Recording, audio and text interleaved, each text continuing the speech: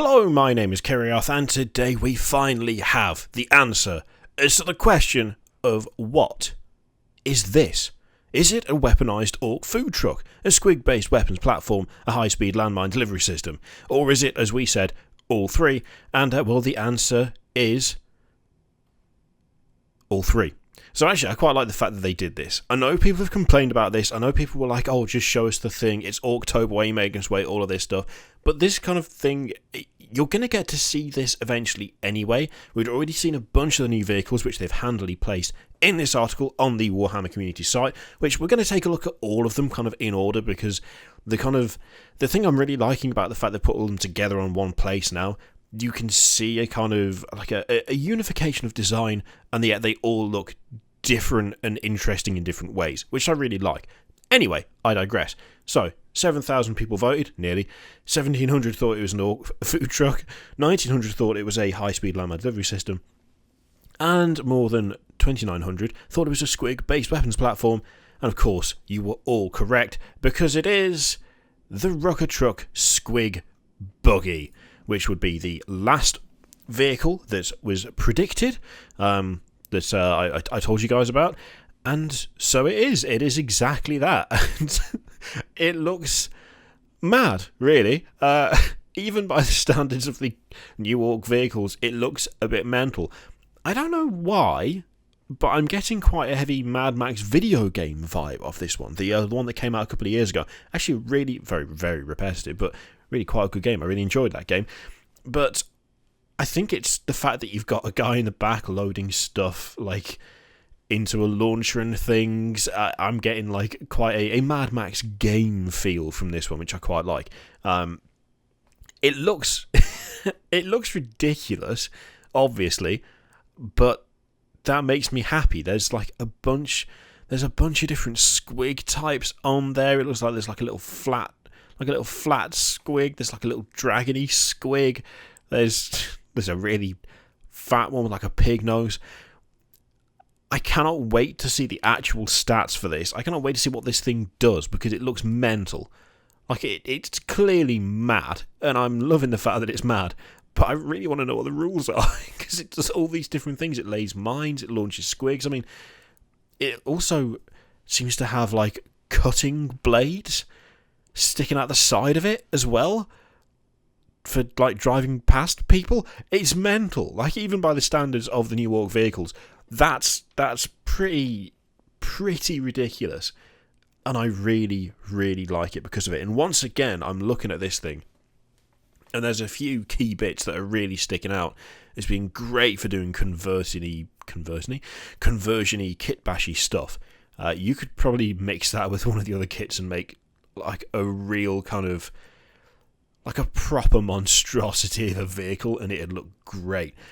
Can't help but feel, again, that the dude on the back, of course we don't have like a 360 view of this, but the guy in the back, the quality of the actual orc, somewhat better than the quality of the orcs that you get in a box of boys. So if anything, these new vehicles are really making me hope that, unlikely though it is, we will see new infantry boxes, because just the guys on the vehicles are so much better than the guys that you have on foot, which is not ideal. Really, everything should be of a similar standard, and these are of a exceptionally high standard compared to the ancient sculpts of the just normal boys box. But yeah, I'm really liking this. Again, I think they've done a really good job with it. The paint scheme is not something that I go for personally, but it still looks pretty good.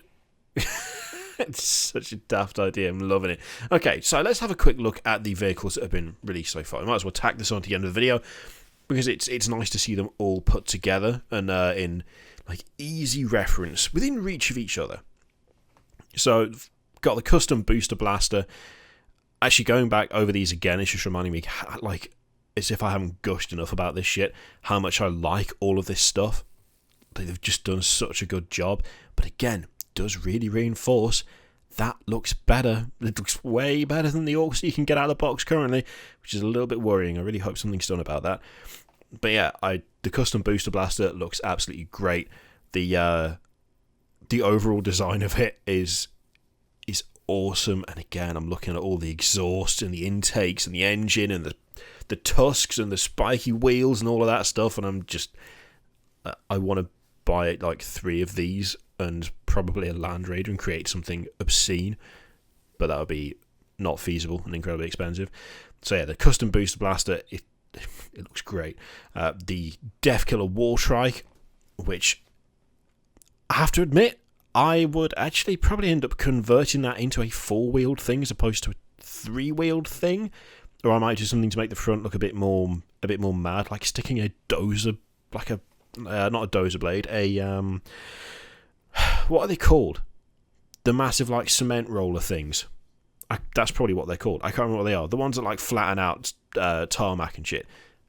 Putting one of those on the front like a death roller would be awesome, and I want to do that. That replacing, from what I've been told, there's no like war boss on Warbike, which on the surface of it was like, that kind of sucks. Like having that option go away is kind of garbage. Honestly, looking at this, don't give a shit. This looks great. It looks really, really good.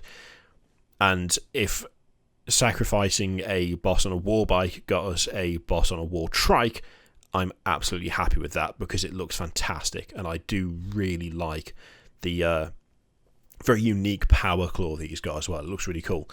The Shock Jump Dragster, which is one of the more sensible designs, I feel, in a way, kind of, except not really, because it's got like the shock jump thing on the back of it. It's just going to make it like teleport into people and mince them on the blade sticking out the front. So I say sensible, not even remotely sensible, but some people don't like the fact it's on slicks. I really like that it's on slicks because it's the kind of stupid decision that you could see an orc making, where it's like at some point they've deduced that works really well on roads, so it must work really well everywhere, so we'll stick it on this because it'll make it go faster. I like that kind of attention to detail that you can kind of extrapolate your own little headcanon out of. I like stuff like that. But again, the quality of the dudes driving them is really good. I really hope we get some new infantry out of this as well.